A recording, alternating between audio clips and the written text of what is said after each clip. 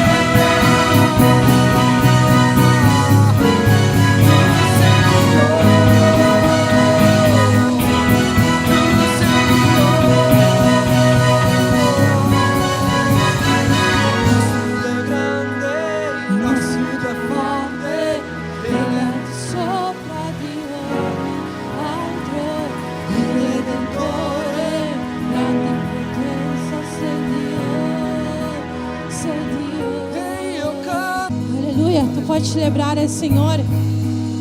Alleluia. Più forte adoriamo il Signore. Alleluia. Io volevo che tu chiedessi al tuo vicino come stai, forse è l'unica volta della settimana che qualcuno l'ha chiesto come stai. Come stai? Come stai? Come stai? Sappiamo che sono tante persone che stanno male in questo tempo, in questo periodo, e stiamo pregando per queste persone, ma noi sappiamo che il nostro Dio è grande, il nostro Dio è potente. Amen? Amen? Prima di pregare, voglio raccontarvi una testimonianza, perché voi possiate capire come Dio sta agendo in mezzo a noi. E tutta questa settimana Dio ha ministrato al mio cuore così: il nemico cerca di rubare la nostra allegria. Il nemico è specialista in cercare di rubare la nostra allegria. Nel momento in cui tu ricevi una vittoria, nel momento in cui Dio fa qualcosa di grandioso nella tua vita, il nemico cercherà di diminuire quello, perché tu pensi soltanto ai problemi e non pensi a ciò che Dio sta facendo. Noi abbiamo cominciato una settimana di preghiera alle 6 di mattino, e è bellissimo pregare alle 6 di mattino, perché è il momento in cui nostra carne non vuole, è il momento in cui noi sacrifichiamo il nostro tempo, è il momento in cui noi doniamo a Dio la nostra primizia, il nostro primo momento della giornata. È bellissimo stare e vedere la chiesa che sta pregando insieme. E ogni volta però che noi cominciamo un periodo di preghiera, succede qualcosa, o qualcuno a casa nostra sta male. Però siamo stati male per una settimana, tutta la famiglia. Ho detto: questa volta non potremo stare male, perché siamo appena usciti dalla malattia. Lunedì mattina abbiamo cominciato la preghiera.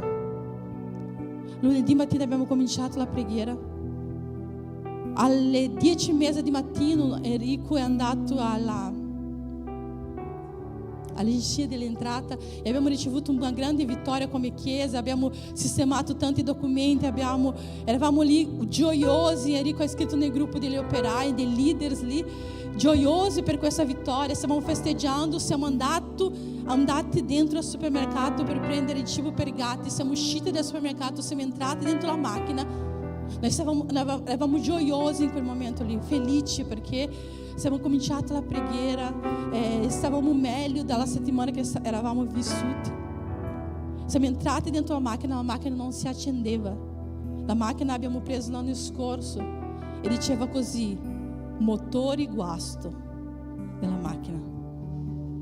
E in quel momento lì tutta la nostra gioia si è svanita, tutta la nostra allegria si è svanita, e la macchina non si accendeva. Ha dovuto venire qualcuno a prendere la macchina. E se voi fate questo sbaglio di andare a guardare su internet quanto è il prezzo di un motore di una macchina, di quella macchina ibrida, costava quasi di più della macchina. Dovevamo buttare la macchina e non abbiamo pagato ancora la macchina. Vedete come il nemico cerca di rubare la nostra pace, la nostra gioia, la nostra allegria nel momento in cui noi festeggiamo, nel momento in cui noi stiamo gioendo alla presenza del Signore. Però sai che quello non ha tolto la mia pace. Abbiamo vissuto una settimana bellissima, vero Vida? Abbiamo vissuto una settimana tranquilla, abbiamo vissuto una settimana serena. La macchina è rimasta tutta la settimana dal meccanico e è stata portata con questa cosa, motore guasto, con questo nome attivo. E se fosse un motore guasto veramente noi dovevamo buttare la macchina via, perché non si può pagare 18.000 euro in un motore nuovo, che c'era scritto su internet, sono andata a guardare. Ma il nemico, noi sappiamo che, io ho detto a Enrico, io entro nel modo di guerra in questo momento. Dobbiamo entrare nel modo di guerra quando il nemico cerca di rubare ciò che il Signore ci sta facendo vincere, perché il nemico vuole distruggere l'inizio di una costruzione che il Signore sta facendo in questa chiesa. Allora siamo passati tutta la settimana lì nell'aspettativa. Giovedì mattina abbiamo fatto la preghiera e abbiamo pregato perché ogni cosa che il nemico, ogni dardo che il nemico avesse lanciato, ogni cosa che il nemico avesse fatto per distruggere la nostra pace, la nostra allegria, la vittoria che noi stiamo vivendo na presenza del Signore, fosse distrutta nel nome di Gesù. Giovedì pomeriggio hanno chiamato Enrico e detto: puoi venire a prendere la macchina. E quando ha chiamato Enrico, ela ha detto così: la tua macchina non è più in garanzia. Quando ha detto questo, Enrico ha detto quasi che sono crollato, perché se me lo dice questo prima di dirmi il prezzo, praticamente lui ha detto: non so cosa è successo, però da pagare c'è solo 70 euro. Noi abbiamo vissuto una settimana piena di benedizione alla presenza del Signore, ma quello che il nemico voleva rubare era la gioia, l'allegria, la pace, l'inizio di una costruzione, l'inizio di 2026 nella presenza del Signore. Il nemico voleva distruggerci questa pace. Quindi questa sera io volevo che tu pregassi questa sera. Pregassi per il tuo 2026, per l'inizio, per quello che stai vivendo, per quello che stai passando, per le difficoltà che hai vissuto e per quello che tu forse non hai notato, ma forse io raccontando questa testimonianza tu hai visto che il nemico sta cercando di rubare la tua benedizione, la tua pace, la gioia di stare alla presenza del Signore. Già che noi siamo qui oggi è una gioia poter essere qui. Sono rimasta a casa settimana scorsa, è bruttissimo vedere il culto della live, sentire, non stare qua in mezzo alla chiesa.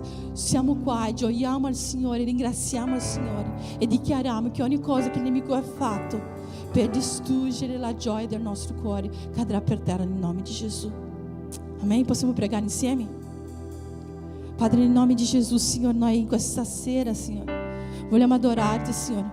Vogliamo adorarti, Signore, perché il tuo nome è al di sopra di ogni nome. Il tuo nome è al di sopra di ogni nostra difficoltà, Signore. Il tuo nome è al di sopra di ogni cosa che il nemico ha fatto e ha cercato di fare per distruggere, Signore, la nostra comunione, la nostra allegria, Signore, la bellezza che è stare nella tua presenza, Signore. Spirito Santo, nel nome di Gesù, Signore, io, Signore, ho sentito di raccontare questa testimonianza, perché forse, Signore, ci sono cuori pesanti, ci sono menti pesanti, ci sono cuori lontani, ci sono cuori che sono menti che stanno pensando fuori, Signore, a ciò che loro stanno vivendo, Signore. Ma metti una certezza nel cuore dei tuoi figli questa sera, Gesù, che la gioia del Signore è la nostra forza, che il nemico non ruberà la nostra gioia, che il nemico non ruberà la nostra allegria, perché noi abbiamo dichiarato che se Dio è per noi, chi sarà contro di noi? E che noi possiamo vivere questa parola, che noi possiamo adorarti sapendo, Signore, che nonostante il nemico cerca di fare ogni cosa per rubarci l'allegria, noi continuiamo ad adorare continuamente, proseguiamo in adorarti ogni giorno, Signore, senza mai smettere, Signore, perché tu sei degno, Signore, e al di là di ogni cosa che il nemico possa fare, tu continui ad essere degno di essere lodato e di essere onorato, Gesù. Amém, Signore.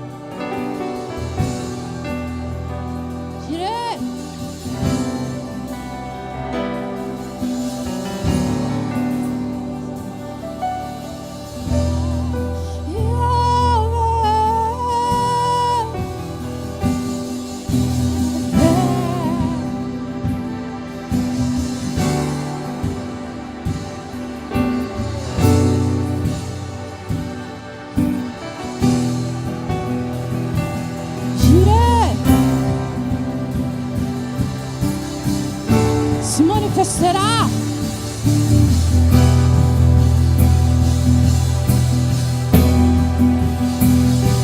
Yahweh,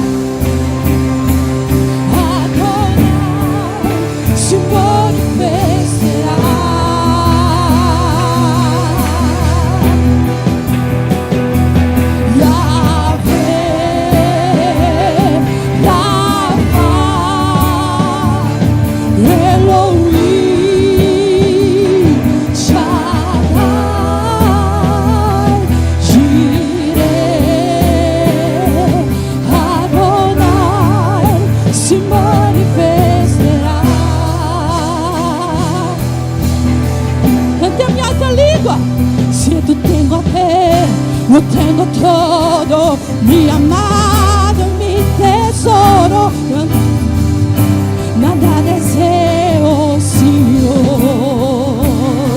Si te tengo a te, lo tengo todo, mi amado, mi tesoro. Fuera de ti, nada deseo, Señor. Si te tengo a te, lo tengo todo, mi amado, mi tesoro. Fuera de ti, nada deseo, Señor. Si te tengo a te, lo tengo todo, mi amado, mi tesoro.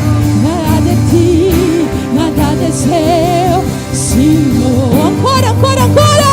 Se te tengo a te, lo tengo todo, mi amado, mi tesoro. Fuera de ti, nada deseo, sì. La Chiesa fa cantare questo. Se ti tengo a te, mio, fuera, nada. Ancora, ancora, ancora, ancora. Se ti tengo a te,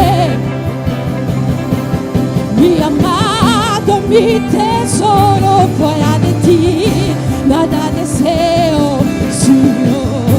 Ancora una volta. Se ti tengo a te, mi amado, mi tesoro. Fuera de ti, nada deseo, Señor.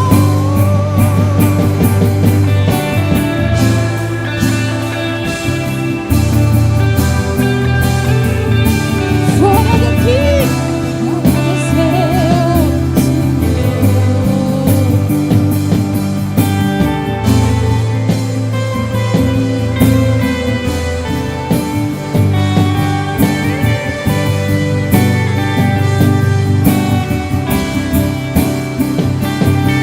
só tua presença é o que me basta.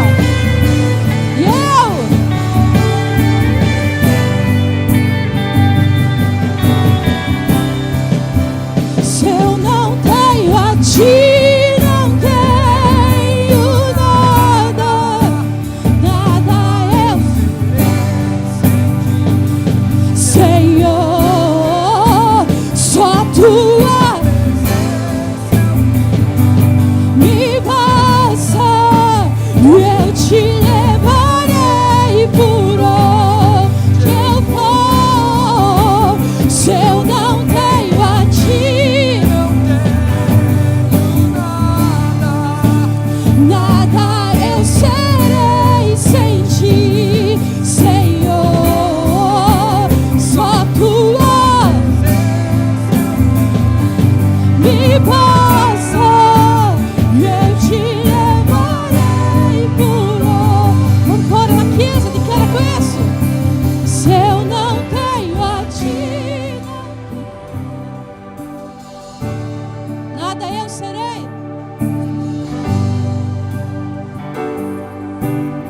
Só tua presença.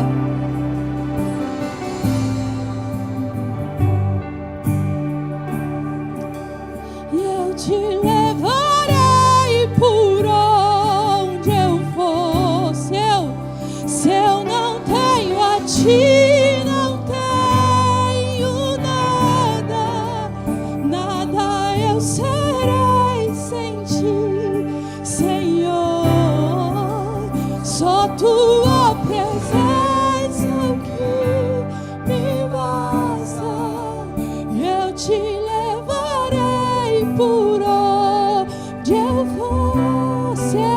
Se eu não tenho a ti, não tenho nada, nada eu serei sem ti, Senhor. Só tua presença me basta. Eu te levarei por onde eu for. Se eu não tenho a ti, não tenho nada, sem ti, Senhor.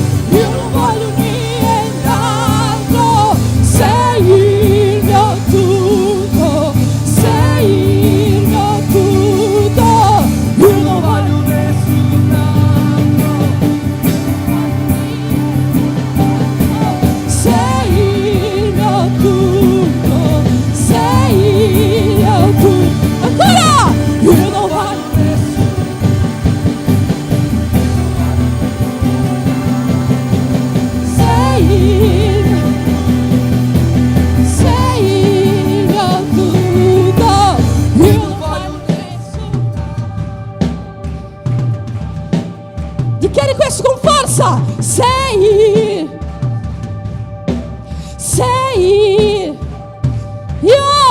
Io non voglio nessuno altro, io non voglio. Sei il mio tutto, io non voglio nessun altro, io non voglio nient'altro. Sei il mio tutto, sei il mio tutto, io non voglio nessun altro, io non voglio nient'altro. Sei il mio tutto, voglio Gesù.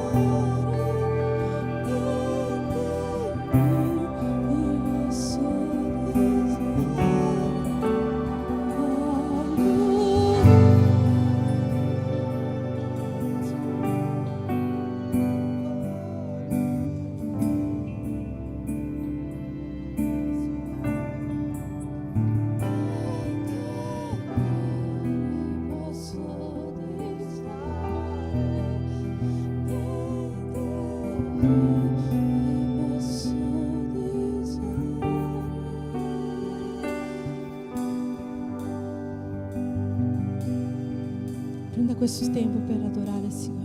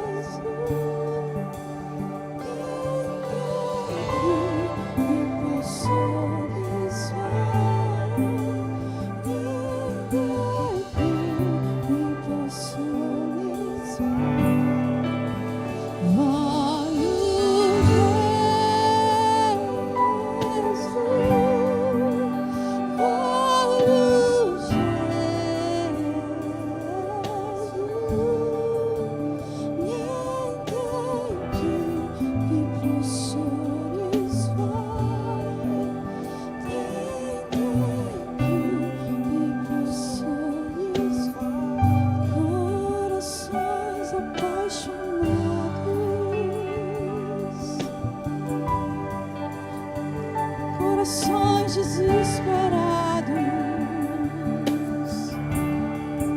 corações desesperados,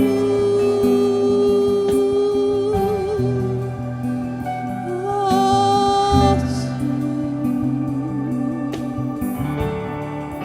corações desesperados, Aleluia. corações desesperados. Canta insieme. Dice al Signore che il tuo cuore è un cuore disperato per la sua presenza. Alla fine, perché siamo qua se non per adorare il Signore. La Bibbia dice che Dio sta guardando sulla terra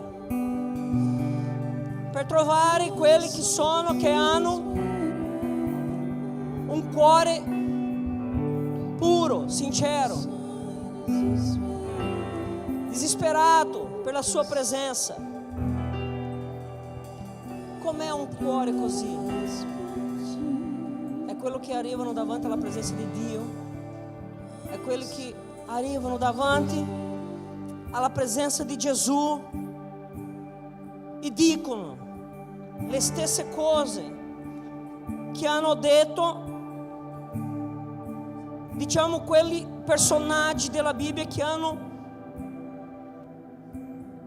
colpito il cuore di Gesù, come Pedro, che ha detto così: Signore Gesù, io non merito la tua presenza, io sono nudo, si allontana da me.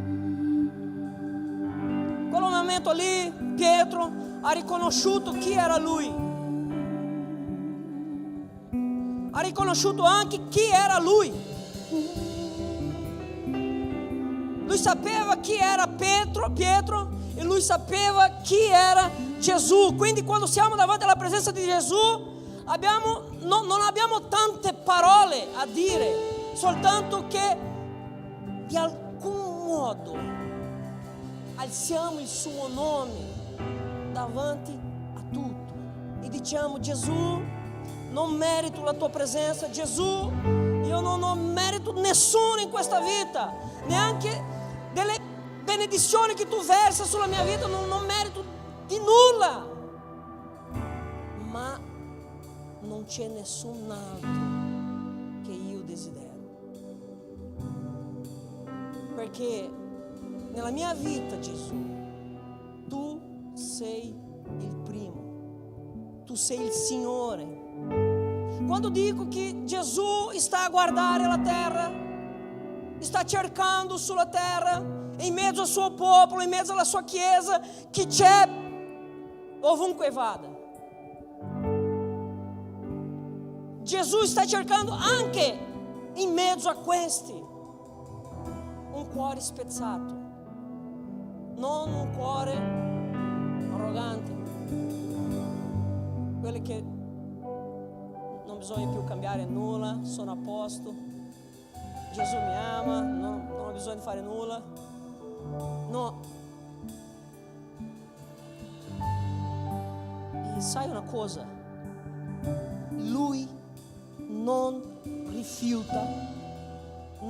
rifiuterà mai un cuore spezzato davanti alla sua presenza. Gesù sai chi sei. Adesso noi dobbiamo sapere chi è Lui. Come quello che c'è scritto sul libro di Luca, capitolo 6, capitolo 7. Centurião, non mi ricordo come dice in italiano. E quando Gesù stava andando verso a casa sua per guarire quello suo servo, quello ragazzo che era il capitano, diciamo, che c'era autorità sulla nazione, ha detto così: guarda Gesù, stai lì, perché anche io ho autorità. Se dico il mio servo va di là, lui va. Se dico viene, lui viene. Però basta solo una parola, Gesù. Basta solo una parola. Non serve che vada a casa mia, perché io non ho merito.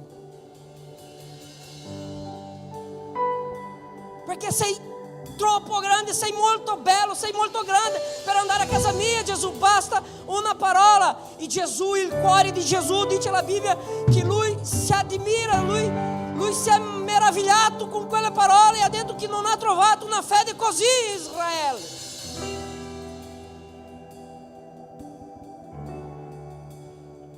Dio sempre guarderà il nostro cuore. Quelli che sono umili sono spezzati. Quelli che hanno un cuore di servo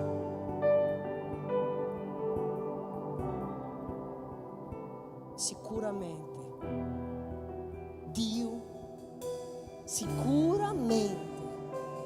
Dio verserà sulla tua vita, sul tuo cuore, la rivelazione di chi è Lui. Sicuramente avremo delle esperienze spirituali profonde che non ci lascerà mai dubitare sull'esistenza di Dio. Allora facciamo l'ultima preghiera, approfittiamo questo momento in cui Dio è qua, che lo Spirito Santo è qua in mezzo a noi, e chiediamo, facciamo una preghiera semplice, la stessa forse che ha fatto il re Davide. Dio, guarda il mio cuore, guarda se c'è qualcosa che non va, mi fa capire se c'è qualcosa nascosta che io non riesco a tirare via, che io non riesco a scacciare dalla mia vita, o forse se c'è qualcosa che io non la conosco, che mi sta rovinando la vita, mi sta rovinando la mia camminata con te, che sta impedendo che io abbia delle esperienze spirituali, perché ragazzi, fratelli, se noi siamo qua su questa terra, in questa chiesa, in questo mondo, per vivere una vita senza esperienze con Dio, stiamo solo facendo peso sulla terra, perché Dio vuole relazionarsi con i suoi figli. Dio ci ha creato per averci rapporto con Lui. Questa è l'essenza della creazione. Se noi siamo qua e non abbiamo avuto e non avremo e non abbiamo un'esperienza, c'è qualcosa che non va e non è la volontà di Dio, perché la sua volontà è che noi abbiamo o sentiamo o conosciamo chi è Lui, come è Lui, come è il suo profumo, quando sento, quando Lui si avvicina. È possibile? Facciamo una preghiera. Chiudete gli occhi, fai tu la preghiera, io faccio la mia e tu fai la tua, perché è a te che Lui vuole ascoltare, non a me faccio la mia. Dio Santo, papà, eccoci qua, io sono qua, tua chiesa, con i tuoi figli, con il cuore spezzato, con un cuore ginocchiato davanti alla tua presenza,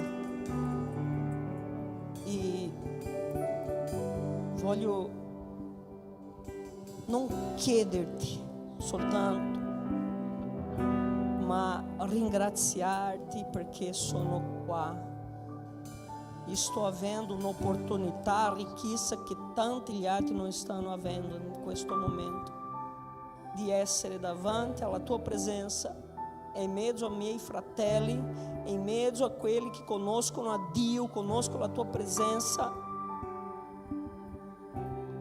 Io voglio ringraziarti perché sei buono e cambia il mio cuore. Fai del mio cuore secondo la tua volontà. Fai del mio cuore un cuore piacevole agli altri. Fai del mio cuore un cuore che riconosce quando sei sbagliato. Fai del mio cuore un cuore di servo. Fai del mio cuore un cuore di figlio obbediente. Perché soprattutto le altre cose, quello che io voglio di più è avere il potere o la possibilità di riconoscerti quando tu sei presente. Perché io non voglio lasciare scappare via la tua presenza di me, perché su questa terra non c'è nulla di più importante che la tua presenza e noi sappiamo già di questo. Dio, abbi misericordia della nostra vita, versa la tua grazia. Spirito Santo, fammi imparare la presenza del Signore. Spirito Santo, ti chiedo, insegnami, che voglio sentirti, voglio conoscerti, voglio avere delle esperienze con te, non con la religione, non con le dottrine, ma con te. Spezza il mio cuore questa sera. Voglio sentirti, ho bisogno di sentirti. Ho bisogno di sentirti, Gesù. Alleluia. Amen. Amen. Possiamo dare un alleluia. Lodato sia Dio. Possiamo dire grazie mille, Signore Gesù, perché sei vivo. Grazie mille, Signore Gesù. Possiamo dare un applauso e dire grazie mille, Gesù. Sei il nostro Dio, sei il nostro Salvatore. Ti amiamo e ti lodiamo, perché tu ci hai chiamato, tu ci hai scelto, tu sei il nostro Signore. Ti dichiareremo per tutta la vita che tu sei il nostro Signore, il Salvatore. Alleluia. Alleluia. Amen. Amen. Amen. Possiamo dire che siamo adesso un po'. Alleluia Gesù, grazie mille. Sono contento perché la tua casa sicuramente è uno dei posti più belli che c'è. Prima la nostra casa, o diciamo dai, prima la presenza di Dio, la nostra casa e la chiesa del Signore sono i posti più belli che c'è. Amen? Amen? Gloria a Dio, sono contentissimo di essere qua, poterti vedere voi. Io vedo che ci sono gente qua che sono affamati per la presenza di Dio. Vedo anche che ci sono gente che devono fare così. Ehi, svegliati. Dio è qua. Non possiamo perdere il momento. Non possiamo venire culto dopo culto dopo culto dopo culto e non sentire la presenza di Dio. Ehi, Lui è qua e sempre sarà. C'è Lui e sempre sarà qua, perché tu sei qua, quindi vieni anche Lui. Amen. Ringraziamo a Dio un'altra volta allora con nostra offerta, con la nostra decima, che è anche un modo di adorazione, è una continuazione della adorazione che è dovuta a Dio. Amen. Io so che è ancora un discorso un po', per molti è un po' problematico, diciamo, sempre c'è la persona che non capisce bene questo discorso di offertare. No, perché Dio non serve i soldi. Sì, non serve i soldi, sappiamo di questo, ma perché il suo Evangelio sia diffondato, come si dice? Diffuso, quello sì è bisogno di soldi, perché dobbiamo pagare le bollette, tutti quanti, ma non è questo che conta, è il tuo cuore, sempre sarà il tuo cuore. Amen? La grandezza del nostro cuore si mede con la volontà che abbiamo di offertare, con la stessa volontà che abbiamo di adorare a Dio con le nostre offerte, con i nostri soldi. Questo sì, è quello momento importante che vede che questa persona non è un cuore libero, questo ama Gesù, questo fa piacere offertare nella presenza di Dio. Amen? Sicuramente se il tuo cuore è così, ma sicuramente Dio ti benedirà, no perché Lui deve qualcosa a noi, ma è perché ci ama. Amen? Perché in Lui c'è il piacere di vederci benedetti. A Lui gli piace vedere il suo popolo benedetto, i suoi figli felici, contento e prospero su questa terra. Amen? Offertiamo quindi con cuore libero, sempre con il principio di gratitudine, sempre con il principio dell'amore, della grazia, e in nome di Gesù. Amen? Posso pregare? Preghiamo. Padre, grazie mille per tutto ciò che è successo fino adesso. Io so che succederà ancora di più. Tra poco sentiremo la tua parola, il messaggio che viene da te, e saremo grati anche per questo, perché la tua presenza è qua. Sentiamo la tua protezione, la tua cura sulla nostra vita. E siamo grati perché tu sei un Dio reale, un Dio presente. E vogliamo in questa sera, Signore, continuare alla lode, continuare all'adorazione con le nostre offerte, con la nostra decima, perché in realtà è sua e non nostra. E voglio chiederti, Signore, benedici il tuo popolo, benedici i tuoi figli. Io so che tu sei fedele. E voglio chiederti in particolare se ha qualche problema con i tuoi figli, Signore, che stanno attraversando su questo discorso di finanziari, dei documenti. Versa la tua benedizione a lui, Signore. Benedici, manifesta il tuo potere, manifesta la tua grazia. Fa lui vedere chi sei tu, Signore, perché affinché i suoi testimoni, la sua testimonianza possono essere raccontate a tutti quanti qua su questo altare. In nome di Gesù. E in nome di Gesù.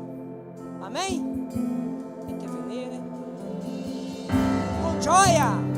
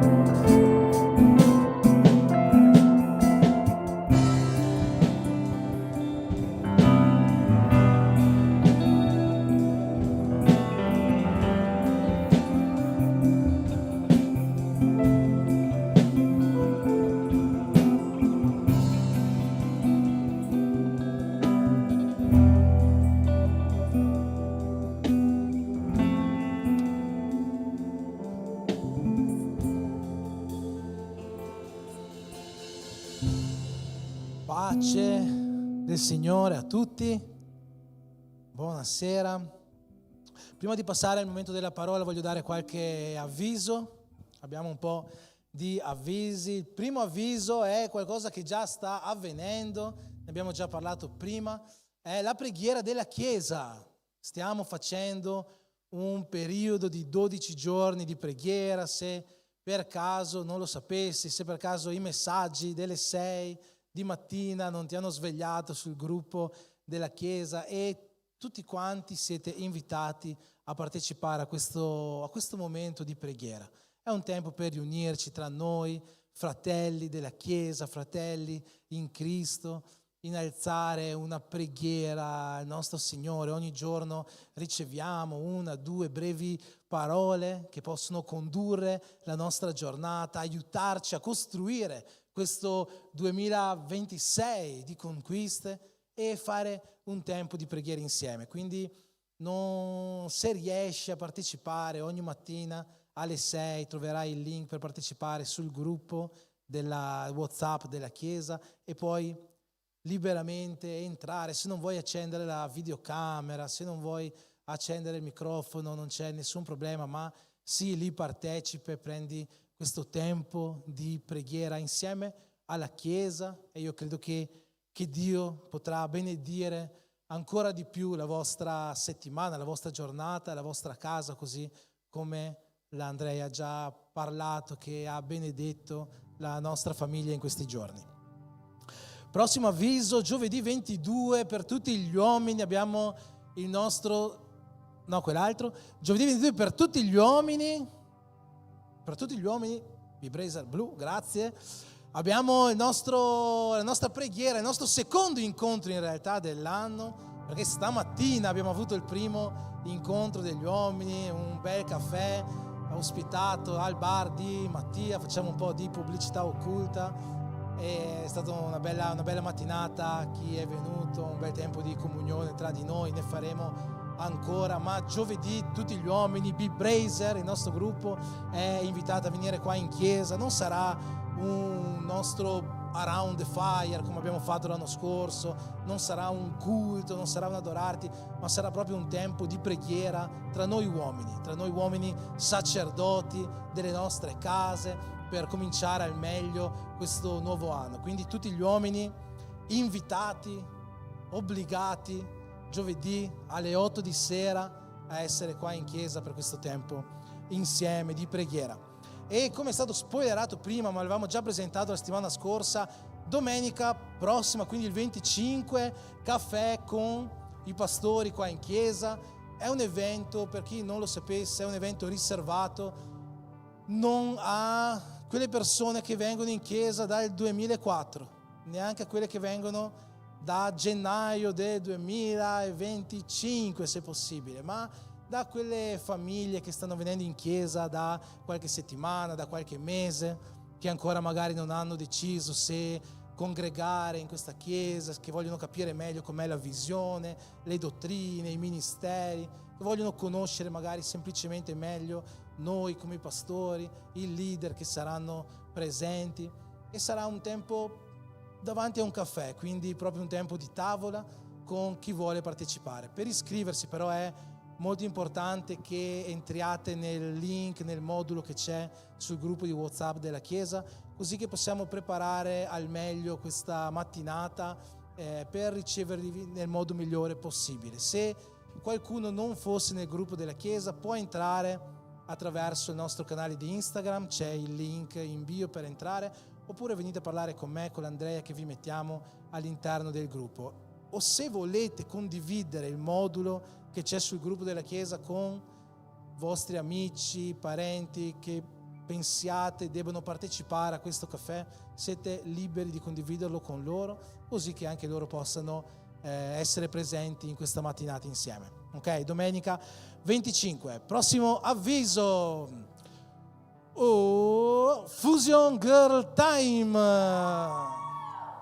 Tutte le ragazze del nostro gruppo giovani Fusion, lunedì 26 alle 3 di pomeriggio sono convocate qua in chiesa per un pomeriggio tra di loro, potete venire anche prima se avete problemi con gli orari, non sapete dove andare dopo scuola, prendete l'autobus, venite direttamente qua, ci sarà già qualcuno a accogliervi. Prossimo avviso, ci avviamo verso la conclusione.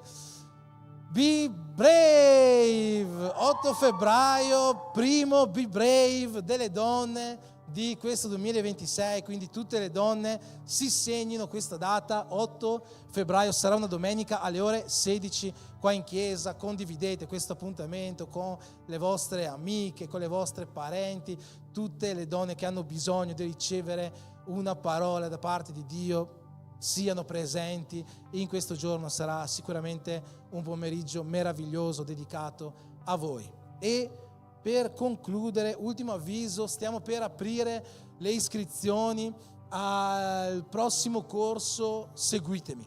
Quindi il corso Seguitemi, per chi non lo sapesse, è il corso ministeriale della nostra chiesa. Può iscriversi a questo corso chiunque sia già battezzato nelle acque e che congrega veramente in questa chiesa, perché è un corso ministeriale per iniziare a servire in qualsiasi dipartimento abbiate in cuore di servire all'interno della chiesa. Quindi tra poche settimane inizieremo il corso, da domani metteremo il link per le iscrizioni e tutti coloro che vogliono iscriversi basterà che accederanno a questo link che sarà sul gruppo della chiesa, così che possiate iscrivervi al corso Seguitemi e poi iniziare a servire in chiesa. Amen? Vi ricordate tutto? Interrogazione o va bene così? Questa volta va bene, dai? Amen. Luca capitolo 5. Leggerò dal versetto 1 al versetto 11. Sarà il testo con cui apriremo questa parola, ma sarà il testo anche che ci accompagnerà in questa serata. Un testo abbastanza conosciuto, alcuni lo conoscono come la chiamata dei primi discepoli, su altre Bibbie magari è intitolato la pesca miracolosa. Grazie mille. È un testo in cui l'Evangelista Luca dice questo: mentre egli stava in piedi sulla riva del lago di Gennesaret e la folla si stringeva intorno a lui per udire la parola di Dio, Gesù vide 2 barche ferme a riva. Da esse i pescatori erano smontati e lavavano le reti. Montato su una di quelle barche, che era di Simone, lo pregò di scostarsi un poco da terra, poi sedutosi sulla barca insegnava alla folla. Come ebbe terminato di parlare, disse a Simone: prendi il largo e gettate le vostre reti per pescare. E Simone rispose: Maestro, tutta la notte ci siamo affaticati e non abbiamo preso nulla, però secondo la tua parola getterò le reti. E fatto così, presero una tale quantità di pesci che le loro reti si rompevano. Allora fecero segno ai loro compagni dell'altra barca di venire ad aiutarli. Quelli vennero e riempirono tutte e 2 le barche, tanto che affondavano. Simon Pietro, veduto ciò, si gettò ai piedi di Gesù, dicendo: Signore, allontanati da me, poiché sono un peccatore. Perché spavento aveva colto lui e tutti quelli che erano con lui per la quantità di pesci che avevano preso. E così pure Giacomo e Giovanni, figli di Zebedeo, che erano soci di Simone. Allora Gesù disse a Simone: non temere, da ora in poi sarai pescatore di uomini. Lo stesso testo nel Vangelo di Matteo, Gesù dice a Pietro: seguimi. Nel Vangelo di Marco Gesù dice a Pietro: seguimi, e d'ora in poi io farò di voi pescatori di uomini. Forse è più famoso questa seconda dicitura: seguimi e io farò di te pescatore di uomini. Ed essi, tratte le barche a terra, lasciarono ogni cosa e lo seguirono. Amen.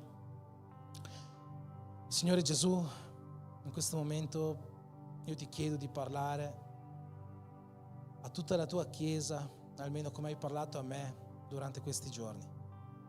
Benedici la tua Chiesa per mezzo della tua parola, una parola che può cambiare le nostre vite, che può trasformarci, che può portare qualcosa di nuovo, una restaurazione, una trasformazione, che può disegnare una meta profetica, una meta nuova nelle nostre vite. Tutto questo fa la tua parola e ancora di più, e per questo io ti chiedo, Signore, che ogni tua volontà possa essere fatta questa sera in mezzo a noi.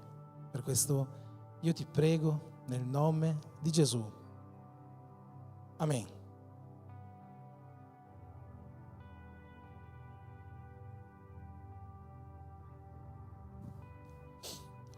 Amen. Buon, questa parola è una parola che ero quasi incerto di portare questa sera alla Chiesa, perché è una parola che ha parlato molto con me, anche un po' troppo in realtà. Penso che mi sia capitato molto raramente che finché preparavo una parola i miei occhi si bagnassero un pochino di lacrime. Sono sempre molto razionale nello studio della parola, no? E tant'è che oggi verso le 2 di pomeriggio ho detto no, cambio parola, questa parola non ce la faccio a predicarla oggi. Ho detto ad Andrea, cambiamo parola, cambiamo le lodi, cambiamo tutto, no? Poi alla fine eccomi qua che porto questa stessa parola che dovevo portare all'inizio, e veramente spero che questa parola possa parlare con voi almeno quanto ha parlato con me. Buon, questo testo di Luca 5 è un testo meraviglioso secondo me della Bibbia, è uno dei testi più incredibili riguardo a rivelazioni che può portare. Penso che ci sono, tutta la Bibbia è un libro che può darci rivelazioni, e si dice sempre, io leggo la Bibbia un giorno e mi dà una parola, la leggo il giorno dopo lo stesso testo e mi dà una parola diversa. In realtà a me non capita questo con tutti i versetti della Bibbia. Ci sono testi che mi dicono sempre la stessa cosa, non mi danno una interpretazione, una rivelazione, un insegnamento diverso per la mia vita ogni volta che li leggo. Ma ogni volta che io leggo Luca 5, dall'1 all'11, questo testo che abbiamo appena letto, Dio mi rivela qualcosa di nuovo. E non mi rivela, non è che sono un profeta così, è proprio una rivelazione per la mia vita, un insegnamento per la mia vita, qualcosa che Dio mi fa vedere all'interno del testo che parla con me. Mi ricordo che prima che cominciassimo ufficialmente gli in casa, come li stiamo facendo adesso, io giravo di settimana in settimana nelle varie zone di Verona, e c'è stato un periodo in cui ogni in casa che facevamo a quel tempo, in ogni zona che andavo, ogni settimana facevamo un'unica attività, che era quella di prendere questo stesso testo della Bibbia, Luca 5, e in ogni casa andavamo a ricercare una interpretazione personale di ogni persona che partecipava su questi versetti che abbiamo appena letto. E la cosa meravigliosa è che io andavo a fare in casa da Wellington, Renata, Zevio, e quello che veniva fuori con le persone che erano lì presenti era tutta una serie di interpretazioni. Poi andavo a Saval, a casa di Anderson, di Grace, e venivano fuori tutte altre interpretazioni. Poi andavo da un'altra parte sul lago e tutte altre interpretazioni. Era qualcosa di meraviglioso, e tutte quante su un unico testo, e tutte le persone della Chiesa partecipavano, ognuno aveva una sua interpretazione e rivelazione personale sui versetti che abbiamo appena letto. E questo testo veramente è meraviglioso per questo motivo. Ogni volta che lo leggiamo ci comunica qualcosa di nuovo. E come ho detto, questo è un testo che è intitolato La pesca miracolosa, a volte la chiamata dei primi discepoli. Oggi voglio dargli un titolo un po' diverso che vedete alle mie spalle, e il titolo è E a te Gesù direbbe seguimi. Quando noi andiamo a leggere Luca 5, noi a questo punto della storia di Gesù, sappiamo che Gesù è già stato battezzato, Sappiamo che Gesù è già stato battezzato anche con lo Spirito Santo, ha già ricevuto lo Spirito Santo su di sé nel giorno del battesimo. Sappiamo che Gesù è già stato tentato da Satana nel deserto dopo che ha passato 40 giorni di digiuno.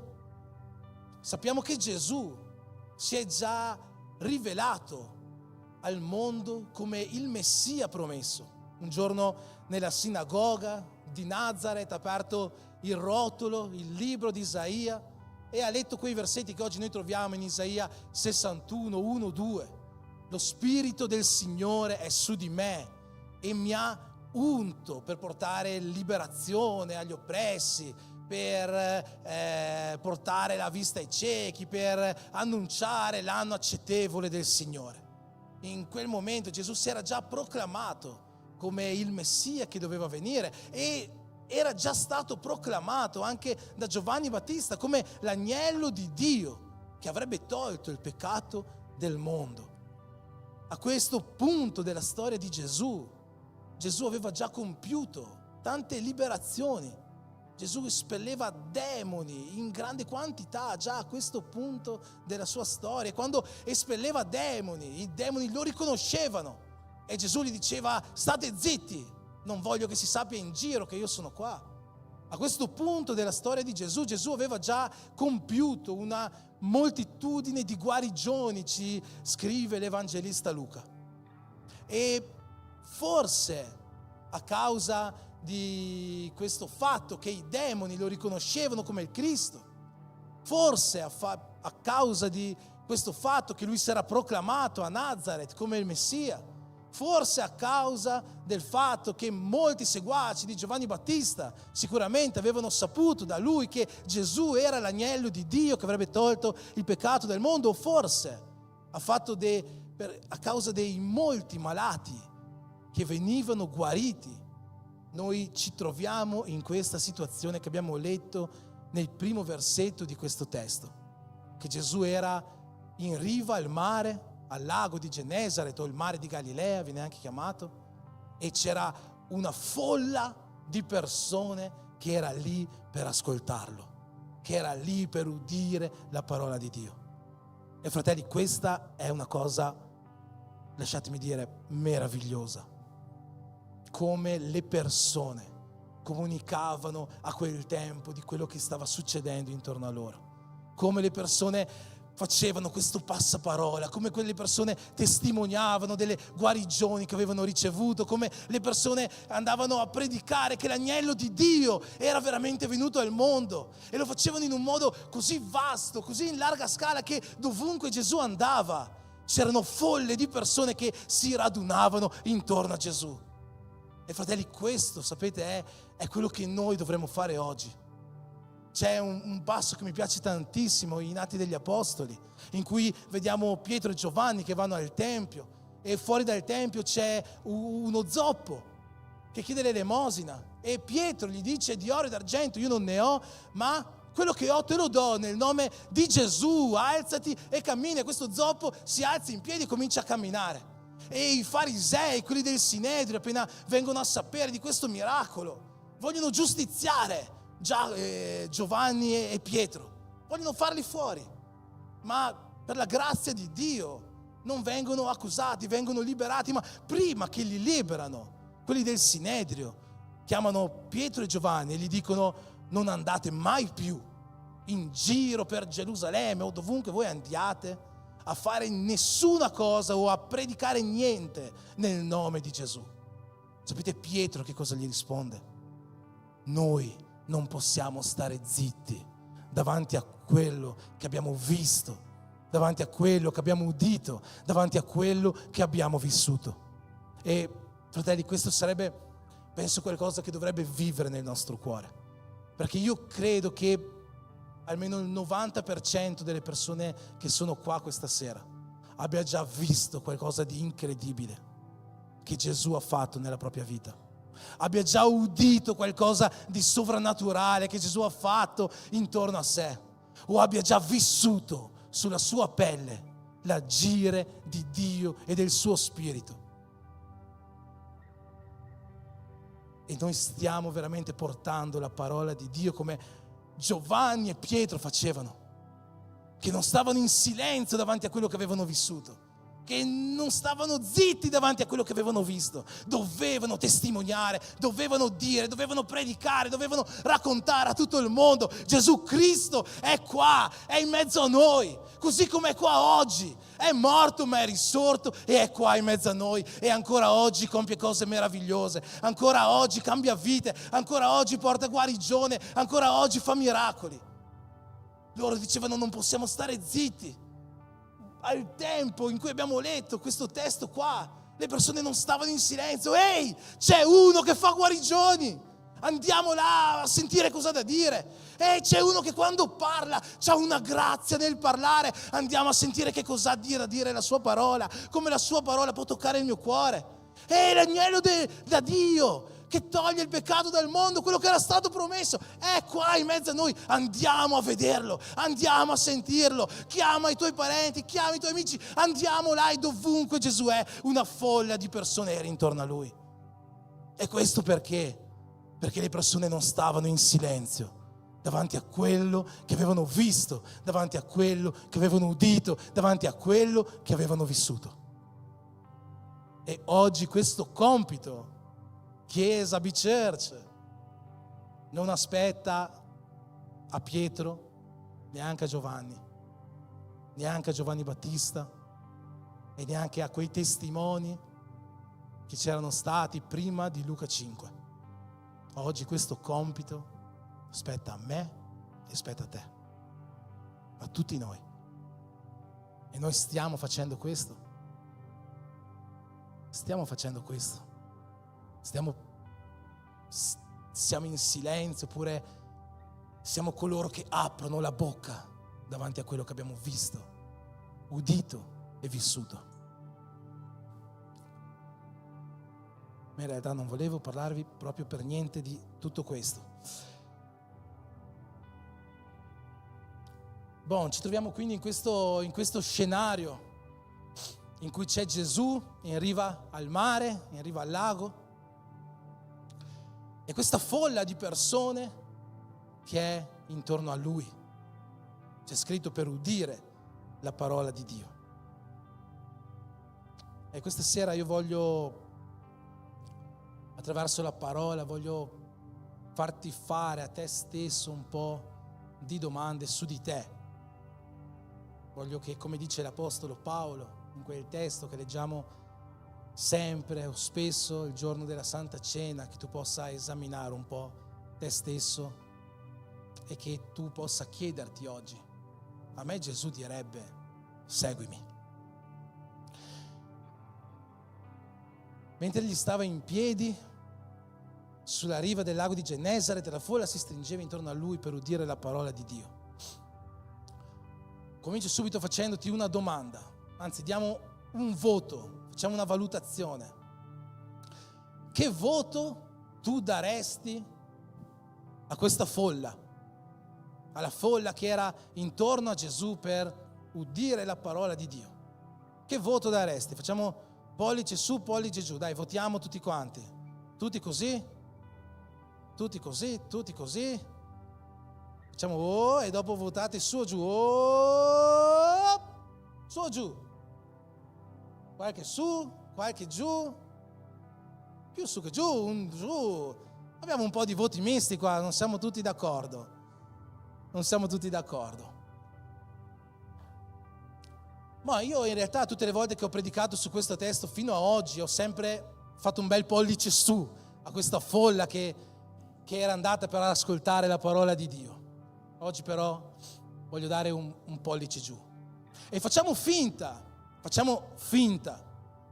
che questa folla sia veramente andata quel giorno in riva al lago per ascoltare la parola di Dio. Facciamo finta, perché può essere che non tutti avessero questa intenzione, perché può essere che qualcuno in realtà fosse andato lì perché aveva sentito: oh, quel tale di Gesù può guarire le malattie, oh, quel tale di Gesù può scacciare i demoni, quel tale Gesù può fare miracoli. Quindi magari, penso io, non tutti sono andati per ascoltare la parola di Dio. Probabilmente molti sono andati per ricevere una guarigione, un miracolo, una liberazione, e non c'è niente di sbagliato in questo. Non c'è niente di sbagliato nel voler ricevere una guarigione, un miracolo, nel voler ricevere una liberazione, niente di sbagliato. Ma è innegabile che la parola di Dio reputa più onorevole il fatto di voler seguire Gesù perché abbiamo fame della sua parola, perché abbiamo fame del pane di vita eterna, perché siamo affamati di Lui. Non c'è niente di sbagliato nel ricevere, nel volere la guarigione che Dio può dare e che Lui dà. Non c'è niente di sbagliato, ma la Bibbia reputa più onorevole andare dietro a Gesù perché vogliamo udire, ascoltare la parola di Dio. E quindi facciamo finta che quel giorno tutta quella folla volesse veramente solo ascoltare la parola di Dio, era affamata di sentire la parola che usciva dalla bocca di Gesù. Ma nonostante questo, ti faccio una domanda: perché di tutta quella folla che voleva ascoltare la parola di Dio, che era affamata di Gesù, perché di tutta quella folla Gesù ha detto seguitemi a 0 persone? Gesù non ha detto seguitemi a nessuno che faceva parte di quella folla, neanche uno. Ma volevano ascoltare la parola di Dio? Sì. Affamati della parola di Dio? Sì. A quanti ha detto seguitemi? 0. A chi Gesù ha detto seguitemi? A quei 4 pescatori che non erano nella folla. Erano là che stavano lavando, rassettando le reti dopo una notte di pesca, che penso io non stavano neanche prestando tanta attenzione a quello che Gesù stava dicendo. Erano stanchi, erano affamati, avevano pescato tutta la notte, erano lì che pulivano le reti, non vedevano l'ora di tornare a casa, fare una doccia calda, andare a dormire. E a loro Gesù ha detto seguitemi. E a quella folla di auditori affamati della parola di Dio, a nessuno di loro lo ha detto. Come mai allora Gesù ha detto seguitemi a quelle persone, a quei 3-4 pescatori? In questo testo noi vediamo che Gesù ha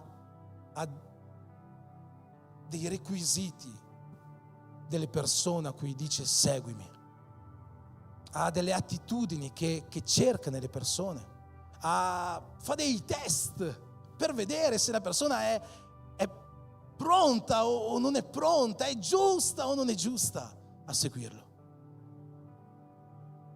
E noi vediamo che al versetto 2 c'è scritto che Gesù vede 2 barche ferme a riva, i pescatori che lavano le reti, e in quel momento lì, anche se non c'è scritto in realtà, noi penso che siamo abbastanza sicuri che Gesù ha parlato con Pietro, perché c'è scritto che Gesù è salito a bordo di una barca.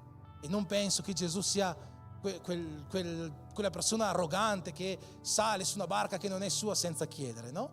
Penso che Gesù abbia detto: Pietro, posso salire sulla tua barca così che le persone mi vedono meglio, mi sentono meglio? E cosa gli ha risposto Pietro? Sì. Non c'è scritto, ma lo sappiamo perché Gesù effettivamente c'è salito. Ma dopo Gesù fa un'altra richiesta. Dice: Pietro, per piacere, potresti spingere la tua barca un po' più in là, un po' in mezzo al mare, così che le persone riescono a vedermi meglio, che ci sia un'acustica migliore, mi riescono a sentire meglio. E che cosa gli risponde Pietro?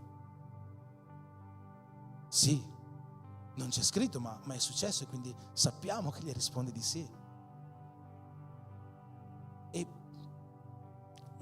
E sapete, forse noi non ci rendiamo conto veramente penso che quando noi leggiamo la Bibbia, no? Tante volte la leggiamo come leggiamo un testo, ma se noi andiamo veramente a capire quello che stavano vivendo le persone, se riusciamo a entrare un po' di più dentro il testo, veramente, dentro quello che vivevano, penso che riusciremo a capire un po' meglio quello che sta succedendo.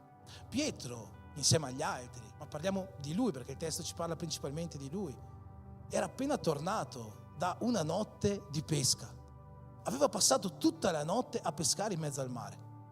Allora, a quel tempo le barche non avevano il motore. Non so se siamo coscienti di questo. Avevano i remi. Quindi Pietro ha remato molto in quella notte. Si è affaticato, erano remi pesanti, la barca non era una zattera, era una barca da pescatori, era una barca abbastanza capiente, doveva contenere i pesci, le reti, l'equipaggio. Pietro ha remato tutta la notte. Pietro ha lanciato spesso le reti quella notte. Le ha lanciate spesso perché non ha mai pescato niente, quindi doveva continuare a provare. E le reti a quel tempo non erano di nylon. Non è che Pietro era il pescatore che vediamo oggi, che si mette sulla seggiolina in riva all'Adige, col cappellino, con la canna da pesca. Non è questo. Era uno che era con le reti. Le reti erano pesanti, erano di corda grossa così, non erano di plastica, di nylon come magari oggi ci sono. E Pietro ha lanciato quelle reti tutta la notte. Era stanco, non aveva dormito. E Pietro era esausto quella mattina lì. Era lì che pensava: io voglio solo tornare a casa, non voglio sapere più di niente. E soprattutto Pietro era deluso. Non aveva pescato niente. Pietro era depresso. Pietro sarà stato triste. Pietro era un padre di famiglia. Aveva una moglie. Non sappiamo se avesse figli, ma aveva una moglie. Pietro quel giorno sarebbe ritornato a casa quella mattina, dopo quella notte, essendo stanco, distrutto, aver lavato le reti. Sarebbe tornato a casa, avrebbe guardato sua moglie negli occhi e gli avrebbe detto: oggi niente pranzo, oggi niente cena, oggi è meglio che ci uniamo al digiuno che stanno facendo là in chiesa, perché tanto lo faremo forzato, quindi facciamo finta che lo stiamo facendo spiritualmente. Oggi non c'è da mangiare. E il pesce per Pietro non è soltanto quello che mangiava, ma essendo un pescatore di lavoro, lui prendeva quei pesci e anche li vendeva. Quindi, moglie, questa settimana le bollette non riusciamo a pagarle. L'affitto,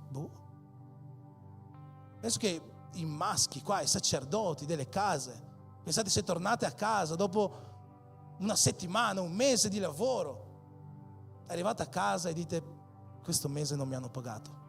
Ho lavorato tutto il mese e non mi hanno pagato. Avremo un po' di difficoltà questo mese. Penso che per noi uomini, no? È qualcosa di difficile da arrivare a casa e dire questo alla propria moglie, mettere la nostra famiglia in questa situazione. Quindi immaginatevi Pietro come era quel giorno lì. Quella mattina lì era stanco, sudato, puzzava, non ce la facevo più, tutta la notte sveglio, distrutto fisicamente, ma soprattutto distrutto emotivamente, deluso, triste. Chissà cosa avrebbe detto quando sarebbe arrivato a casa. Chissà se avrebbe avuto il coraggio di guardare sua moglie in faccia. E nonostante questo, che cos'è che Pietro ha risposto a Gesù? Sì, sposto la barca un po' in mezzo al mare.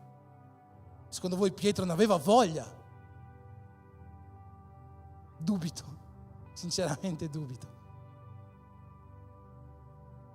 E dopo di questo che cosa succede? Gesù dice a Pietro: Pietro, adesso torniamo a largo e buttiamo ancora le reti. Pensate a Pietro. Pietro tutta la vita che pescava in quel mare lì. Pietro sapeva che quel giorno non avrebbe pescato niente, ma lui conosceva dall'acqua, sapeva che i pesci non sarebbero venuti su. Era stanco, era triste, era deluso, non ce la faceva più. Perché avrebbe dovuto dire di sì? Avrebbe avuto tutte le ragioni per dire: Gesù, dai, lascia stare, torniamo lì, ti lascio lì con la folla, fai la tua predichetta, io vado a casa. Perché avrebbe avuto tutte le ragioni. E che cos'è che ha fatto Pietro? Pietro gli ha detto: maestro, io ho pescato tutta la notte, io so che non pescherò niente, ma sarò obbediente alla tua parola e getterò le reti. Qual è la differenza tra la folla di persone che ascoltavano, affamati della parola di Dio, e Pietro? Quella differenza che un po' spesso noi troviamo all'interno della Bibbia, quando la Bibbia ci dice: non siate solo ascoltatori della parola, ma siate obbedienti alla parola. Mi ricordo quando abbiamo iniziato il ministero pastorale 5-6 anni fa, uno dei primi libri che abbiamo letto io e Andrea, un po' per riuscire a informarci su come gestire crisi matrimoniali che potevano succedere all'interno della Chiesa, è stato un libro conosciuto di uno scrittore cristiano, Gary Chapman, I 5 linguaggi dell'amore. E mi ricordo che finché studiavamo, leggevamo questo libro, no? Un giorno l'Andrea mi dice: se Dio avesse un linguaggio dell'amore sarebbe l'obbedienza. Ed è vero, e la Bibbia stessa ce lo dice, Giovanni 14. Gesù dice: se mi amate, voi seguirete, voi obbedirete ai miei comandamenti. Se noi vogliamo dimostrare il nostro amore a Dio, quello che noi dobbiamo fare è obbedire a Lui. Obbedire. Molte volte sentiamo dire che il modo per dimostrare il nostro amore a Dio è adorarlo. No, non è così. In realtà è tutto il contrario. Adorare è il modo in cui noi possiamo essere graditi a Dio.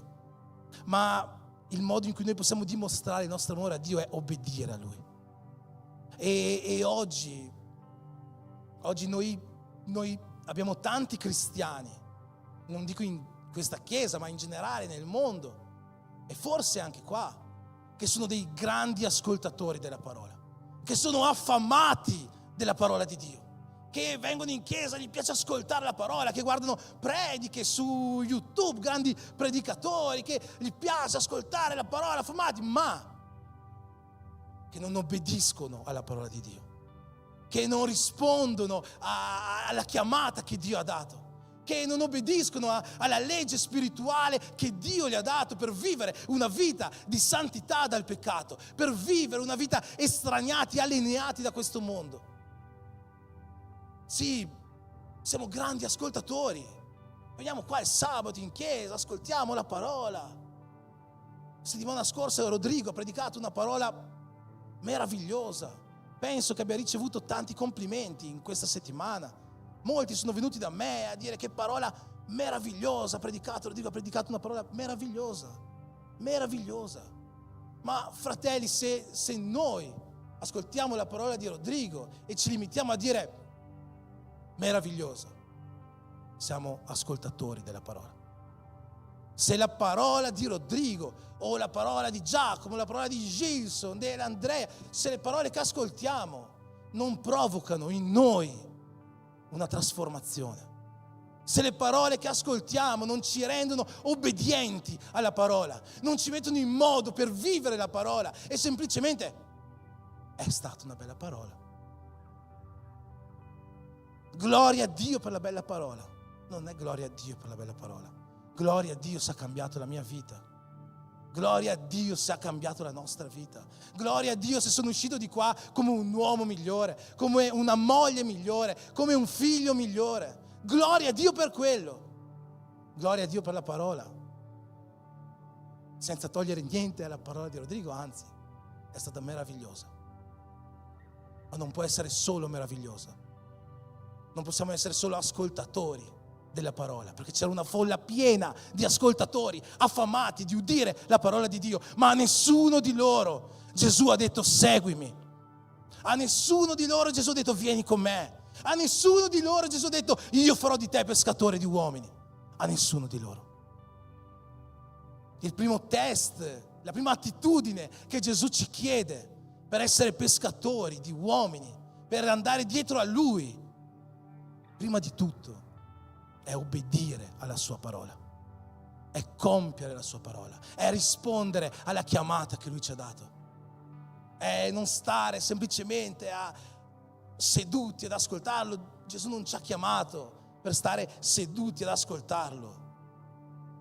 Gesù ci ha chiamato per essere coloro che obbediscono alla sua parola, coloro che obbediscono ai suoi comandamenti.